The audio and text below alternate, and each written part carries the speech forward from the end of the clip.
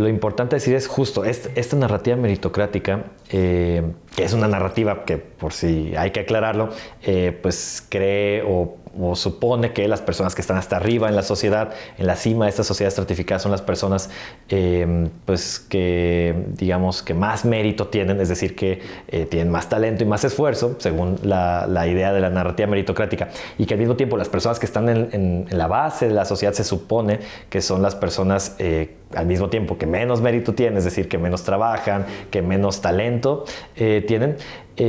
Digamos, esta narrativa hay que decirlo explícitamente, es una narrativa equivocada, ¿verdad? Los pobres no son pobres porque quieren, y levantarse a las 5 de la mañana no te volverá millonario. En entrevista para El Universal, Máximo Jaramillo Molina, académico de la Universidad de Guadalajara y activista, desmonta algunos de los mitos con mayor resonancia de la meritocracia y pone sobre la mesa algunas alternativas para combatir la desigualdad. Algo así como una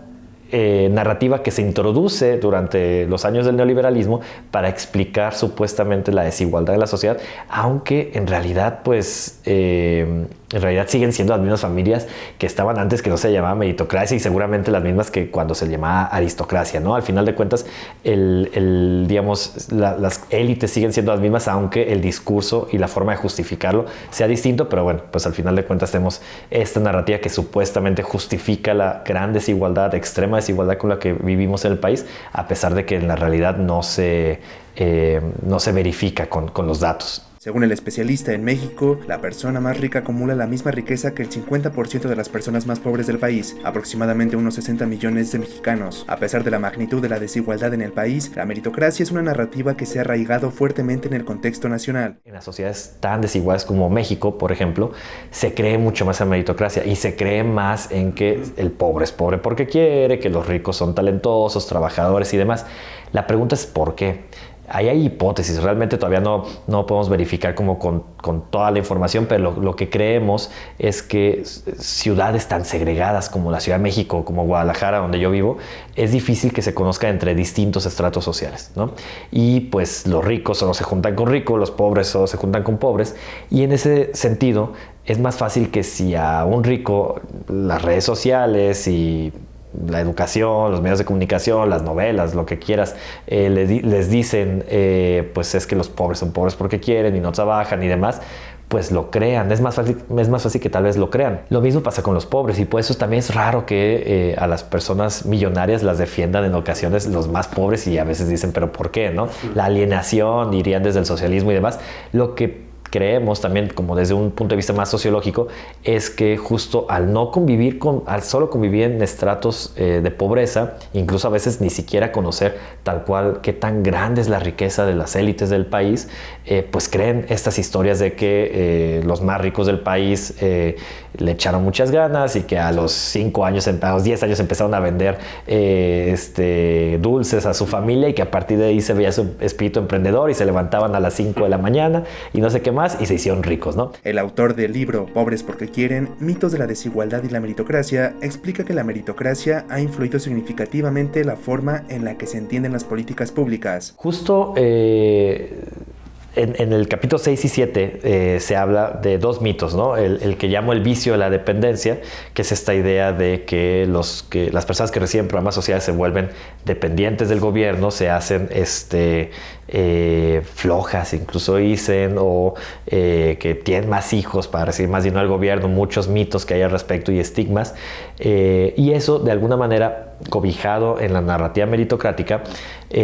bajo esta idea del hay que enseñarles a pescar y no darles pescado, es que pues bajo esas ideas se trata de argumentar por qué no redistribuir con programas sociales a las personas que lo necesitan. La crítica a eso es que pues toda la evidencia muestra que es falso, que no es cierto que la gente se haga dependiente de los programas sociales, y de hecho están bajo el presupuesto dedicado a los programas sociales en México, que sería insuficiente para que alguien pudiera vivir con esos programas solamente de eso, pero existe. Digamos, esa narrativa meritocrática es otra de las ramificaciones de la narrativa meritocrática. Está el vicio de la dependencia, y por otro lado, eso es hablando más de la pobreza, por otro lado, hablando más de la riqueza, pues todo el tema de los impuestos, ¿no? Y justo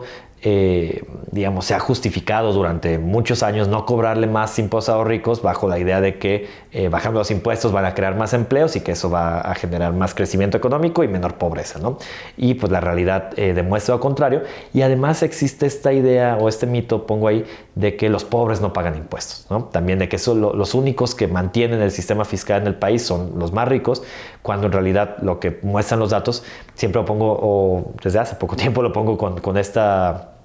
comparación, que la clase más alta en México es como si 8 personas van a un restaurante, se quieren comprar una pizza entre todos, las 8 rebanadas, y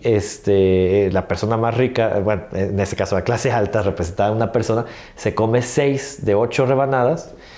se come casi todo, y además dice que como es muy buena onda va a pagar por la mitad de la pizza, ¿no? Pero en realidad está comiéndose más, y es algo que pasa en el sistema fiscal mexicano. La clase alta sí que pone más en el total de los impuestos que las clase media o las clases bajas, pero esto es porque en realidad están comiéndose una parte mayor de esta pizza, que es la riqueza y el ingreso del país, ¿no? Más de lo que les toca pagar. Entonces, en ese sentido, el sistema fiscal en México es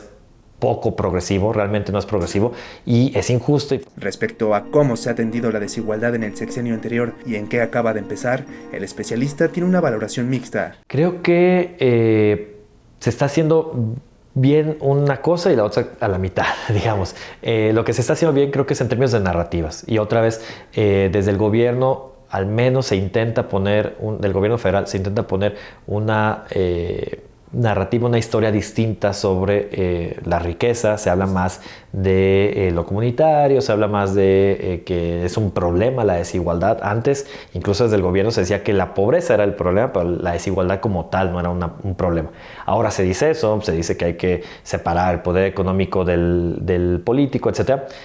El tema es si se hace o no, y eso es como, digamos, eso está bien. El tema es cómo se refleja eso en políticas públicas, ¿no? Y de manera general, diría que hay un interés en disminuir la desigualdad a través de disminuir la intensidad de la pobreza, y eso es bueno. El tema es que, como decía hace rato, disminuir la desigualdad no es solo elevar las condiciones de los más pobres, sino también ver qué se hace con los más ricos, ¿no? El tema de la desigualdad también tiene que ver con ellos,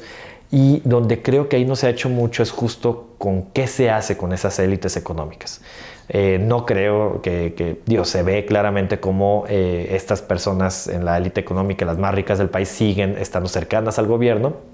Además, ahí lo hablo en el libro, pues en gran medida su riqueza se explica por privatizaciones o por concesiones que han tenido, que les han beneficiado durante décadas, pero siguen ahí. Y además, pues no se ha hecho justo ese tipo de políticas que redistribuyan la riqueza, sobre todo tomando más ingresos o cobrando más impuestos a los más ricos, ¿no? El economista ve en los programas sociales de la administración actual una base para ir a algo mucho más ambicioso. Pero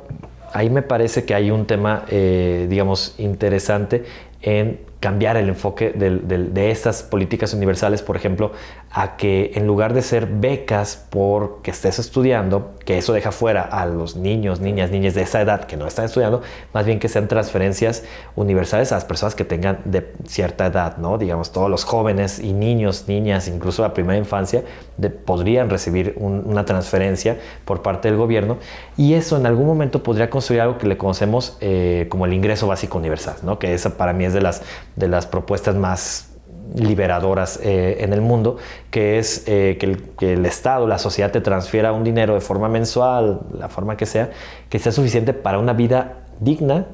más allá de cualquier otra cosa, ¿no? Más allá de que trabajes o no trabajes, más allá de lo que sea. Lo que muestran los datos es que de todos modos las personas trabajan, no es que dejen de trabajar porque reciben eso, pero pues tienen más opciones, digamos, si no te pagan bien tu trabajo, si tienes condiciones laborales inadecuadas, pues tienes la oportunidad de salirte y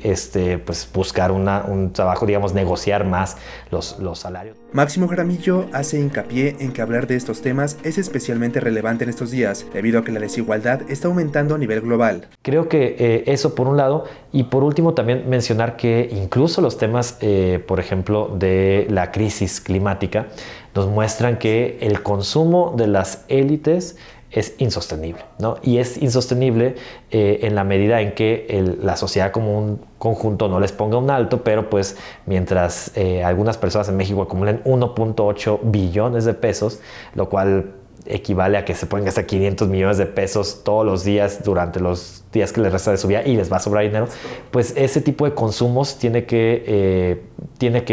hacerse de otra manera, ¿no? Entonces creo que hay distintos argumentos, desde los límites planetarios, límites, insisto, hace rato que decía morales de la riqueza, para mostrar que se tiene que hablar de esto, y pues si seguimos esperando a que se hable de esto después, tal vez sea muy tarde. Mantente informado con El Universal y suscríbete a nuestro canal.